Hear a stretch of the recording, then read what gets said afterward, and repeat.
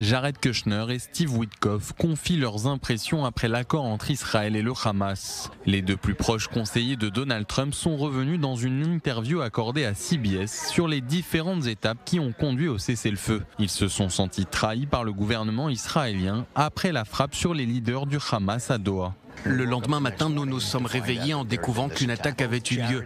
Jared et moi, nous nous sommes sentis un peu trahis. Ils affirment cependant que cette frappe du 9 septembre dernier a marqué un tournant décisif pour la suite des événements. Le président Trump a senti que les Israéliens étaient en train de perdre le contrôle de la situation. Il était temps d'être ferme et de les empêcher de continuer de mener des actions qui ne seraient pas dans leur intérêt à long terme. Steve Witkoff a également affirmé que les excuses de Benjamin Netanyahou adressées à l'émir du Qatar ont permis de débloquer la situation. Les deux hommes ont ensuite évoqué leur rencontre avec le leader du Hamas, Khalil al-Haya, à Sharm el-Sheikh, celui-là même qu'Israël avait tenté d'éliminer à Doha.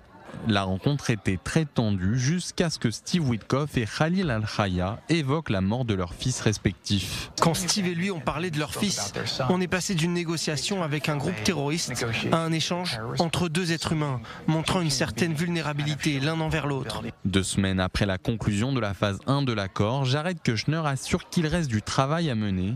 Washington tente désormais de faire évoluer la position israélienne sur la question palestinienne.